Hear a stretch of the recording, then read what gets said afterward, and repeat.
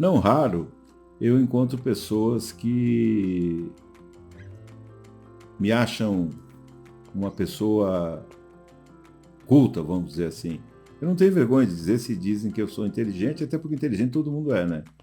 Basta pensar em inteligente. Mas todo mundo levanta um questionamento. O que adianta? Saber tanta coisa, ou fica louco, ou não serve para nada. Aí hoje, vendo os sites de notícias e vendo a situação que está ocorrendo lá em Goiás, que eu não quero dar muita ênfase àquele bandido lá, do bandido que está cometendo chacinas, estuprando pessoas, matando, roubando. E uma psicóloga, sobrenome Casoia, não lembro o primeiro nome dela, e ela explicou lá que esse cara, ele é um bandido comum e que ele só tem uma vantagem sobre a polícia. São 200 policiais com helicópteros, com recursos, que não conseguem pegá-lo. Inclusive, 2 policiais ele feriu. Graças a Deus não os matou, mas feriu. Por quê? Porque ele conhece o terreno aonde ele está pisando.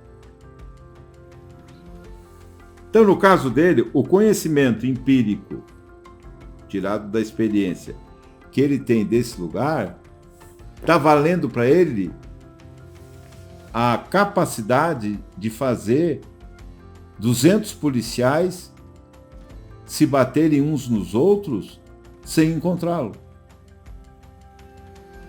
Porque ele sabe os melhores caminhos, ele sabe os locais mais difíceis, de mais difícil acesso, os locais melhor para se esconder, os melhor não deixar rastro e assim por diante. Trazendo para o nosso conhecimento que envolve leitura, que envolve estudo, eu me sinto como se fosse um mateiro, um cara que conhece a mata de tal maneira que, se ele não conhecer, ele vai acabar comendo frutas que causam problemas, comendo animais que não deveria comer, enfim, pessoa que estiver perdida na mata ou que tiver que ficar muitos dias na mata. Mas se tiver o conhecimento, ele sabe como fazer uma barraca, como se proteger da chuva, como se proteger do sol excessivo, como pescar, como caçar, como enfim, sobreviver na selva. Na selva urbana onde nós vivemos, sobreviver hoje significa conseguir ter para o outro dia as 3 refeições. Pode ser que algumas pessoas me digam, a verdade nua e crua é essa. Sobreviver é conseguir para o outro dia ter as 3 refeições, desde que tenha tido hoje. Do contrário, já não está sobrevivendo. Indo mais adiante, eu percebo que, principalmente aqui em Lages, falta muita mão de obra. Já falei com algumas empresas que estão se instalando aqui, outros com alguns encarregados dessas empresas que estão se instalando aqui, outras que estão para vir e outras que não vieram. O problema aqui em Lages é mão de obra não falta, o que falta é mão de obra qualificada. O próprio prefeito já falou, todo mundo já falou. Por quê? Porque as pessoas não têm conhecimento. Não conseguem aprender e fazer um bom uso do que aprenderam. Não conseguem. Não adianta você vir me dizer que ninguém tem tempo de estudar, que estudar é difícil, que a escola é de má qualidade, porque tudo isso todos nós já sabemos. Mas mesmo assim estão saindo brasileiros desses lugares com um alto nível de conhecimento e que estão fazendo sucesso principalmente fora do Brasil, né? Porque aqui não se valoriza o conhecimento.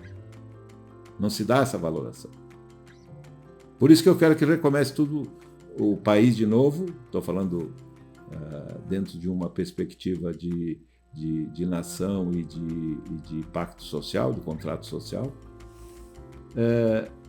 Por quê? Porque o conhecimento tem que ser fundamental, tem que ser quase que não, tem que ser para a sobrevivência da pessoa. Do contrário, vai ficar carregando pedra aí, sentando massa, o que não é nenhuma humilhação, não é nenhuma desonra para ninguém, mas que também não leva a bons salários e a um bom progresso de vida. Infelizmente, ganham mal. Auxiliar de pedreiros e assim por diante. Né? Mas precisa conhecimento. Precisa, até para fazer uma parede, precisa conhecimento para que ela não fique torta, para que ela não caia, mesmo tendo o projeto do engenheiro ali à mãos, mesmo tendo o engenheiro supervisionando, se o pedreiro não for bom, nada disso vai valer. Porque ele tem a prática, ele tem a mão treinada e domada para fazer aquilo. Diante dessa situação, dessa realidade que Lages enfrenta, de desemprego, de falta de incentivo para quem quer ser empreendedor, de uma série de coisas, compete ao governo municipal lutar para abrir frentes de trabalho. Aprendi isso com o Leonel Brizola. O Leonel Brizola já falava isso em 79. Além de falar o que a Rede Globo está fazendo hoje, além de falar de outras coisas, ele falava disso, do abandono do menor, por exemplo. Me lembro de uma palestra dele aqui em Lages, logo que ele voltou do exílio, em que ele disse: a geração de vocês tem que atentar para as crianças abandonadas, porque os filhos de vocês não vão concorrer com eles, e é o que está acontecendo. Ontem mesmo foi assassinada uma menina que eu conheço, por um brutamontes, por um assassino, um bandido que há de pegar uma pena compatível com o crime que cometeu e cumpri-la na integralidade. Então a abertura de frentes de trabalho é a solução que nós temos para o momento, enquanto as novas gerações estão aguardando a oportunidade de chegar no mercado de trabalho. Tenho certeza absoluta, corri os bairros, vi que existem escolas precisando de reboco, de pintura, de reformas em geral, de que existem ruas que precisam ser canalizadas com água e esgoto, há serviço aí para muito tempo. Se for para o interior, é maior ainda o número de serviços. Então vamos pegar essas pessoas que não têm o conhecimento, que são mão de obra pesada, porque a construção civil não está absorvendo, porque até na construção civil, até para ser um bom pedreiro e um auxiliar de pedreiro, eles estão pegando os melhores, os que têm mais conhecimento. Os outros estão ficando de fora. Então temos que abrir urgentemente frentes de trabalho. Urgentemente. Isso pode se estender depois para presidiários, isso pode se estender depois para aquele que é filho aquele que é devedor de pensão de alimentos, que fica preso. Se ele ficar preso, como é que ele vai pagar? A família se vira, nem sempre.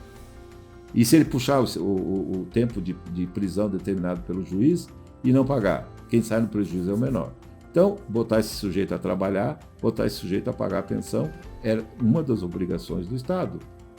Agora, mas não dá para ele o dinheiro. Não fazer como é o Bolsa Família, como é essa ajuda que o Bolsonaro está fazendo, que não tem um prazo determinado, não tem um período determinado de ajuda até que essa pessoa consiga andar sozinha. Não, é ad eterno. Isso vai criar um bando de vagabundos. Nos Estados Unidos criaram uma bolsa do Covid lá, a geração de empregos sobraram, acho que no último trimestre, 800 mil vagas. Por quê? Porque o cara vai sair para trabalhar. Está ganhando, está recebendo em casa. Então a Bolsa Família é necessário. Inclusive tinha que ser maior. Os valores pagos, a meu sentir, não são para uma família. É para a família de uma pessoa, do casal e um filho. Porque eles dizem aqui, eu vou te dar uma cesta básica. Cesta básica para qual tamanho de família? Para uma família de 10 pessoas, para uma família de 5 pessoas, para uma família de 20 pessoas. Esta é a cesta básica prevista na primeira lei do salário mínimo que o ditador sanguinário Getúlio Vargas assinou. É uma cesta em que a pessoa tenha condições de sobreviver com ela, um mês. Toda a sua família. E nisso se baseava o salário mínimo. Mas voltando aqui, nós precisamos pensar em frentes de trabalho. Frentes de trabalho. Isenção grande para quem der emprego para quem não tem qualificação. Não criam cotas para deficientes, não criam cotas para pretos, não criam cotas para mulheres, sei lá. Eu acho que tem cota para todos os gostos aqui no Brasil. Então a empresa que der emprego para um sujeito que não sabe nada vai receber um incentivo para poder treinar aquele sujeito e transformar ele num profissional decente. E isso tem que ser obrigatório, porque ninguém vai querer fazer isso com esse friozinho aí fora. Frente de trabalho, hein?